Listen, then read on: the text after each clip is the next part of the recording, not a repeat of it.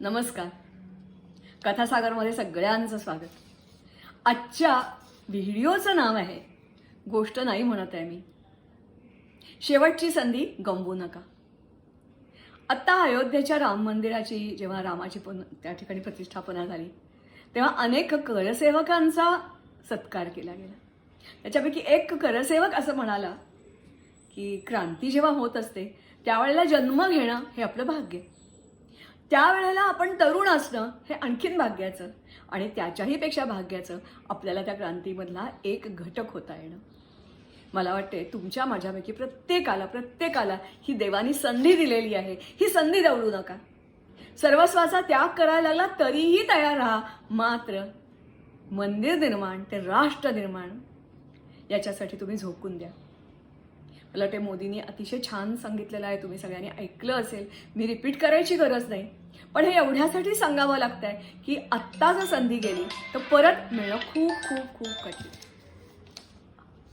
कारण बरेच वेळेला आपण हिंदू जे असतो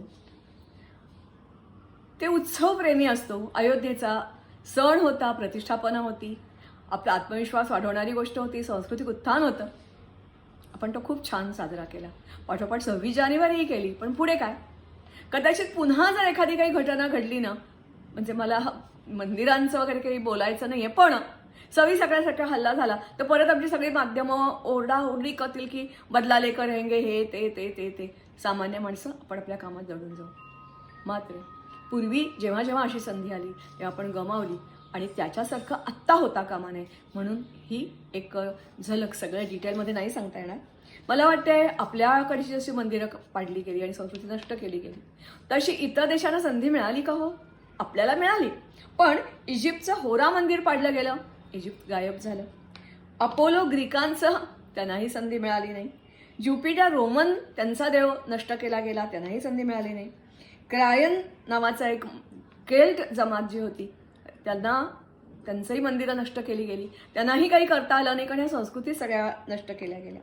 दक्षिण अमेरिकेमध्ये मायन आणि अस्तेक यांची तीच गत झाली, आणि ऑस्ट्रेलियामध्ये न्यूझीलंड आणि अले रिजन यांची ही तीच गत झाली. आपण सुदैवी की आपल्या पूर्वजांनी सतत लढा दिला आणि आपण आजपर्यंत इथेपर्यंत येऊन पोचलो.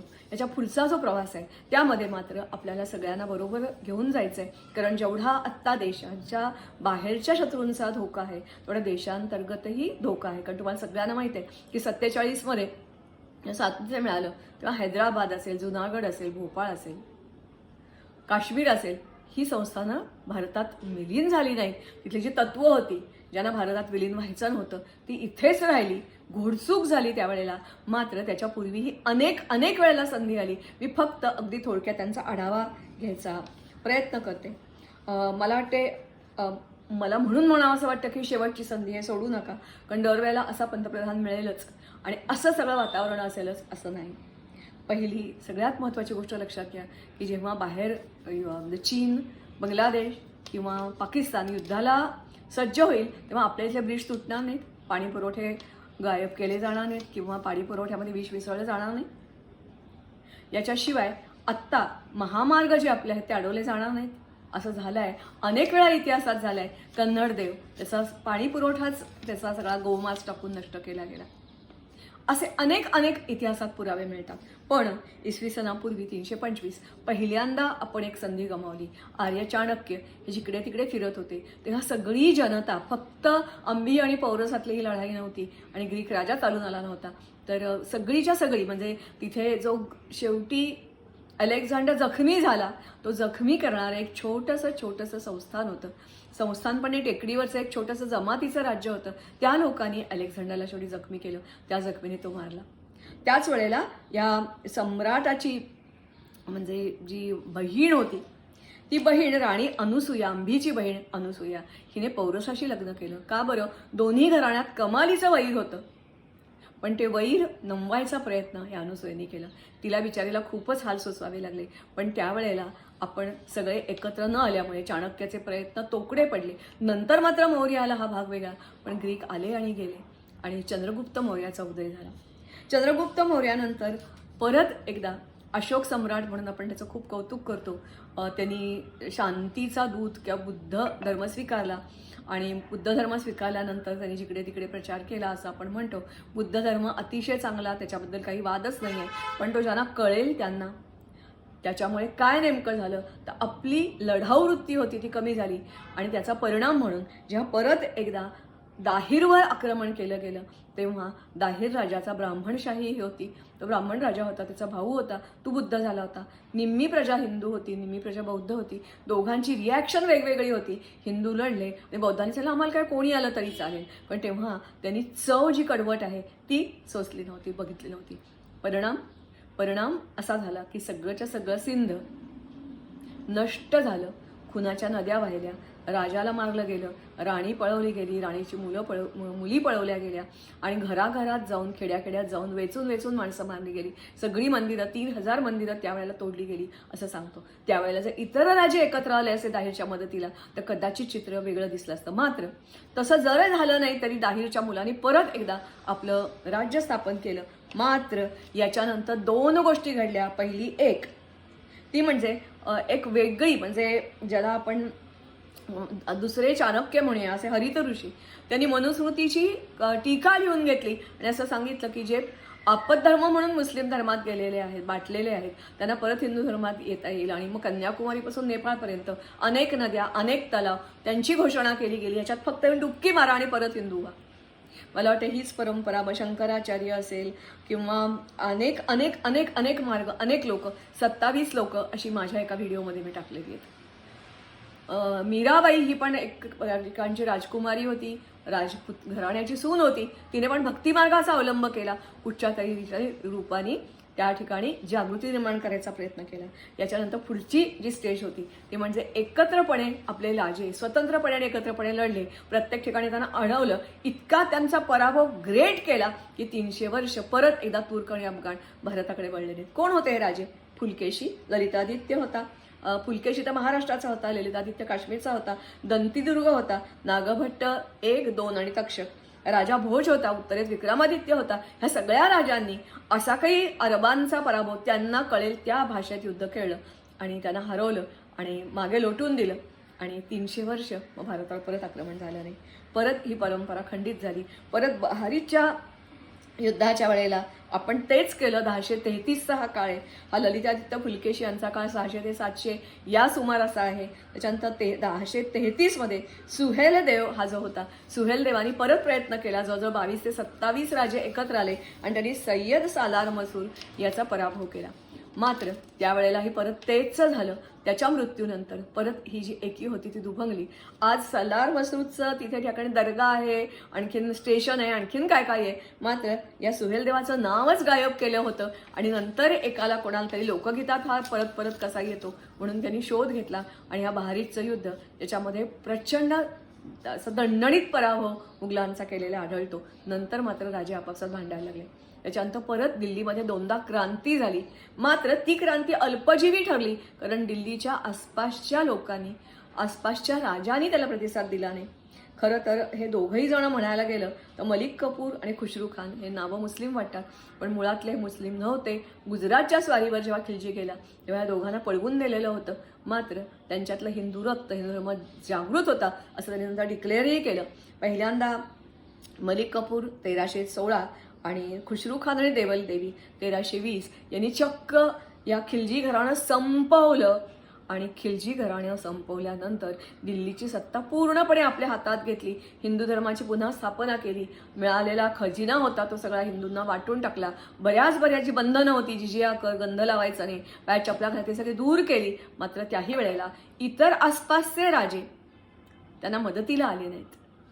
दुर्दैवाची गोष्ट अशी म्हणजे मलिक कपूर जेव्हा अल्पकाळ का होईना पण दिल्लीच्या गादीवर बसला तेव्हा जे अफगाणी, जे खरे तुर्क होते, तिकडून आलेले होते, त्यांनी उचल खाल्ली. ते सगळे एकत्र आले आणि त्याचा पराभव केला. पण तीच गोष्ट हिंदुस्थानामध्ये मात्र हिंदू, जैन, जे कोणी असतील त्यांनी एकत्र येऊन केली नाही. आणि खूप मोठी संधी 1316 आणि 1320ची आपण गमावली. त्याच्यानंतर प्रजा गप्पा बसली नव्हती. उदाहरणार्थ रामप्यारी गुर्जर आणि महाबली जोगसिंह आणि त्याचे तैमूरला त्यांनी पळवून लावलं कारण लोक जागी झाली. त्यावेळेला लोक जागी झाली. राजे तर कोणी उरलेच नव्हते. पण यांनी अशा प्रकारे प्रत्येक खेड्यातला म्हणजे त्यांनी ह्याच्यापर्यंत येईपर्यंत, मथुरा आणि वृंदावनपर्यंत, दिल्लीपासून येईपर्यंत प्रत्येक मार्गावाचा प्रत्येक गाव आणि प्रत्येक गावकरी जागा झालेला होता. आणि त्यांनी ह्या तैमूरच्या सेनेला त्रस्त केलं, मारलं आणि पळवून लावलं. तैमूर 3च महिन्यात भारत सोडून परत निघून गेला. असं लोकांच्या मध्ये जागृती जेव्हा होते ना, त्यावेळेला खरी क्रांती होते. ती क्रांती करायची संधी आज मला चालून आली आहे. त्याच्यानंतर आणखीन एक आपण संधी गमावली, ती म्हणजे सूरजमल हा जो होता, सूरजमल किंवा सुजान सिंह, 80 युद्ध खेळलेला आणि एकही युद्ध न हरलेला असा एक जाट राजा, भरतपूरचा राजा. त्यांनीही दिल्लीवर काही स्वारी केली, दिल्ली जिंकली. एवढंच नव्हे तर आपल्या चितोडचे दरवाजे जे पळवून नेले होते सोन्याचे, ते त्यांनी परत आणले. सोरठी सोमनाथच्या काही वस्तू होत्या, त्या त्यांनी परत अफगाणवरून परत पण तरी सुद्धा जाट यांना विरोध केला. दुर्दैवाची गोष्ट म्हणजे त्यावेळेला मराठे बादशहाची बाजू घेऊन सूरजमलशी लढले. पानिपतच्या युद्धानंतर त्यांनीच बिचाऱ्यांनी, सूरजमलनीच आपल्या तिथे जे राहिलेले सैनिक होते त्यांना आसरा दिला. पण सूरजमलनी जेव्हा दिल्ली काबीज केली तेव्हा जर सगळे एक झाले असते तर दिल्लीचं जे काही तख्त आहे ते सहज आपल्या हातात आलं असतं. हे साल होतं 1763. त्याच्यानंतर परत एकदा जी संधी आपल्याला शिवाजी महाराजांना साथ किती दिली तुम्हाला सगळ्यांना माहीत आहे. त्यांना जर आणखीन साथ मिळाली असती तर आणखीन काही करू शकले असते. संभाजी महाराज ते तर शिवरायांचे पुत्र होते, तेवढेच तेजस्वी होते. त्यांचा तो मृत्यू कसा झाला सगळीजण तुम्ही जाणता. आपल्याच लोकांनी त्यांना मारायला, पकडून द्यायला प्रयत्न केला आणि मग आणखीन एक संधी आपण गमावली. कारण शिवाजी महाराजांनी स्वराज्य स्थापन करणं हेच मोठं कठीण काम केलं होतं. त्यांना स्वराज्य विस्ताराचं काम, त्याचं स्वप्न घेऊन संभाजीराजे लढत होते. परत एकदा दुसरी आपण आणखीन एक संधी गमावली, ती म्हणजे विजयनगर साम्राज्य. खरं तर क्रमानुसार पहिल्यांदा यायला आलं होतं. 1565 आपण ही संधी गमावली. कशी बरं? विजयनगरचं साम्राज्य हरिहर बुक्का यांना पण पळवून नेलेलं होतं. हे काकतीय घराण्याचे, त्यांना पाठवलं गेलेलं होतं आणि दक्षिणेच्या मोहिमेवर पाठवल्यानंतर ते शंकराचार्यांना जाऊन सहज भेटले आणि त्याने सांगितलं आम्हाला परत हिंदू धर्मात घ्या. आणि शंकराचार्यांनी सांगितल्यानंतर हे विजयनगर साम्राज्य निर्माण झालं. विजयनगर साम्राज्य त्या काळचं सगळ्यात श्रीमंत, सगळ्यात भव्य दिव्य मोठं असं साम्राज्य. जे हरिहर बुक्का किंवा जे तिथले एक राजे एका पाठोपाठ एक जे वेगवेगळे घराणी आली, एकापेक्षा एक वरचढ असे हे सगळे त्या ठिकाणचे सम्राट होते. ताळकोटच्या लढाईमध्ये जो पराभव झाला त्यावेळेला तिकडच्या सगळ्या शाह्या, उत्तरेतला असून दे तुर्क, अफगाण, आक्रांता किंवा दक्षिणेतला, हे शेवटी आक्रांता होते, भारतावर तरी आक्रमण करण्यासाठी आलेले होते. मग सगळ्या शाह्या, अहमदनगर, निजामशाही, आदिलशाही, कुतुबशाही सगळे एकत्र आले आणि त्यांनी एकत्र लढाई खेळली. तरीही विजयनगर जिंकत होतं. ज्या वेळेला जिंकणार असं नक्की झालं त्यावेळेला खोट्या मार्गाने, त्या खोटं बोलून प्रवेश केलेले मुस्लिम जे कोणी सरदार होते त्याच्यातले तेच विजयनगरच्या विरुद्ध उठले, जिहादचा नारा दिला, आपल्याच सेनेला मारायला सुरुवात केली. एवढंच नव्हे तर त्यांचे जे अधिकारी होते, सेनाधिपती होते, त्यांचे खून केले आणि मग नाईलाजाने यांना परत फिरावं लागलं. यांच्याबरोबर ही सगळी सेना आली आणि 3 ते 7 दिवस सगळी लूट केली गेली. आणि हम्पी, आजकाल तुम्ही अनेक जण जाता, फक्त वाईट वाटून घेऊ नका, तर तिथून परत येताना या सगळ्याचा बदला मला घ्यायचा आहे, ही जर तुम्ही भावना ठेवलीत ना तर तुम्ही आत्ताची संधी परत गमावणार नाही. तर परत एकदा तेच घडत राहील. जसं फार छान शब्द मोदीजींनी वापरलाय की आपण राजकीय स्वराज्य किंवा राजकीय स्वातंत्र्य निर्माण केलं, पण जे सांस्कृतिक स्वातंत्र्य होतं त्याची ही सुरुवात आहे आणि ही सुरुवात करण्याचं भाग्य तुम्हाला मिळून दे, म्हणून तुम्ही जागं व्हा असं मी म्हणते. मला वाटते मगाशीच मी म्हटल्याप्रमाणे जसं 1947 साली पुन्हा आपण संधी गमावली. आपण 47 युद्ध युनोमध्ये असाच प्रश्न निघून गेला आणि उगाचच हे केली आणि मगाशी सांगितल्याप्रमाणे काश्मीर, हैदराबाद, त्रावणकोर, भोपाळ, जुनागड ही सगळी प्रजा इथेच राहिली की जी भारताच्या विरुद्ध होती आणि ते परत आज नारे देतात. मला वाटते ओवेसीची भाषणं तुम्ही जर ऐकली तर वेगळं काही सांगायची गरज नाही, टीव्हीवर चर्चा सगळीजण बघता. मात्र परत एकदा आपल्याला संधी आली 1971 सिमला करार. हा सिमला करार करताना अनेक प्रश्न सोडवून घेता आले असते, कारण 93,000 कैदी आपल्या हातामध्ये होते.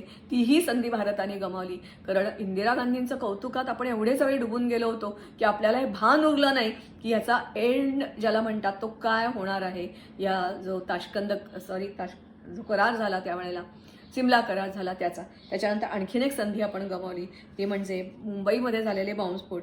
अनेक वेळा झाले, 1993 झाले, 2008 झाले, 26/11 झाला.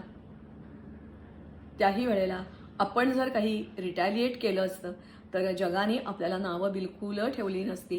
तेच पार्लमेंटवरील अटॅक, तेव्हाही तेच झालं. 2001 हा अटॅक झाला. त्याही वेळेला इतर कोणतंही राष्ट्र आपल्या विरोधात उठलं नसतं, कारण आपल्या पार्लमेंटवर, संसदेवर, लोकशाहीचं मंदिरावर हल्ला झालेला होता.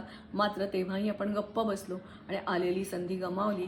एवढंच नव्हे तर ऑपरेशन पराक्रम जाहीर करून अनेक सैनिक आपले मारले गेले. कसे काय ही वेगळी गोष्ट. तेव्हा आत्तापर्यंत अशा असंख्य संधी आपण गमावलेल्या आहेत. आता परत एक संधी आपल्यासमोर आलेली आहे. तुमचं वय कोणतंही असो. जसं विवेकानंद म्हणायला, त्यांना कोणतरी विचारायला गेलं की मी काय करू स्वराज्य मिळवण्यासाठी, तेव्हा त्यांनी सांगितलं तुझ्या मनाला येईल ते तू कर. तसं आता प्रत्येकाने करायची गरज आहे. देश हा संपूर्ण देशातला प्रत्येक नागरिक जो भारत देशावर, हिंदुस्थानवर प्रेम करतो, तो युद्धोत्सुक झाला पाहिजे. अनेक फ्रंटवर म्हणजे तुम्हाला माहिती आहे की आयाम युद्धाचे बदललेले आहेत. जसं जमिनीवरून युद्ध, आकाशातून युद्ध, पाण्यावरून युद्ध, सायबर क्राईम, लव जिहाद, 1 ना 2, एक सायकोलॉजिकल वॉरफेअर आपल्याबरोबर खेळलं जातं. काही वेळेला असे येतात की अरे तुम्ही तर काय हिंदू असेच आहात वगैरे वगैरे वगैरे. हे सायकोलॉजिकल वॉरफेअर, या सगळ्यावर आपल्याला मात करायची. तुमचं वय, तुमचं कोणत्या प्रांतात राहता, हे सगळं विसरा. सगळ्यांनी एक या, जिथे आहात तिथे युद्धाला सज्ज व्हा. हे युद्ध म्हणजे दरवेळेला AK-47 चालवली पाहिजे, तलवार चालवली पाहिजे असं नाही आहे, पण कोणत्या ना कोणत्या प्रकारे सतत जागृती करत राहणं. पण जेव्हा वेळ आपल्यावर येते तेव्हा आपल्या हातात काही शस्त्र नक्कीच येणार नाही आहे, पण जे काही आहे दगड दोंडे. मला ते बंगालमध्ये जेव्हा ज्याला आपण म्हणतो ना की चळवळ झाली, आपली हत्या आरंभली, तेव्हा सुरुवातीला हिंदूंनी खूप मार खाल्ला आणि मग मात्र हिंदूंनी मिळेल ते शस्त्र रातोरात निरनिराळी काय म्हणूया आपण त्याला, धारदार सूर्य बिरे असे बनवले गेले, हिंदूंना वाटले गेले आणि मग मात्र आपलं पारडं जड झालं आणि गांधीजींनी उपोषण नंतर सोडलं. तो सगळा वेगळा भाग सोडून द्या. पण आजही तीच स्थिती, वैचारिक, बौद्धिक, मानसिक, तुमच्या प्रत्येक ताकदीनुसार तुम्हाला लढाई लढायची आहे. कारण हा एक मंदिर झालं अयोध्येचं, अशी हजारो नाही लाखो मंदिरं, सगळीच्या सगळी मंदिरं आम्हाला परत मिळवता येतील असं बिलकुल नाही आहे. पण त्या निमित्ताने एक जे सांस्कृतिक उत्थान, सांस्कृतिक स्वातंत्र्याच्या दिशेने आपण वाटचाल सुरू केली आहे ना, त्याथे मात्र मागे राहू नका. असे जर मागे राहिला तर तुमच्यासारखे दुर्दैवी तुम्हीच असाल. पट्टाय का बघ. मी तुम्हाला म्हटलं तसं ह्याचे खूप डिटेल नाही सांगता आले, व्हिडिओ खूप मोठा झाला असता, पण मी माझ्याकडून प्रयत्न केला की हे काही महत्त्वाचे टप्पे, म्हणजे मी तुम्हाला म्हटलं तसं ग्रीकांचं आक्रमण, नंतर दाहिरचं आक्रमण, त्याच्यानंतरच्या काळामध्ये सूरजमल, त्याच्यानंतरच्या काळामध्ये अर्थातच मी तुम्हाला म्हटलं होतं की शिवाजी महाराज, संभाजी महाराज, विजयनगर, राजपूतांच्या वेळेला तर जेव्हा आपण म्हणतो की कोण हरले, हळदीघाटच्या लढाईमध्ये राणा प्रताप हरले. दुर्दैवाची गोष्ट अशी होती की राणा प्रतापाच्या सेनेपेक्षा मुघल सेना जास्ती होती आणि त्याला हिंदूंना टार्गेट करून मारलं गेलं. तेव्हा जागे व्हा, वेळ घालवू नका. बघा, सत्य आहे, मी म्हणते त्याला ही बेल पण साथ देते. नमस्कार.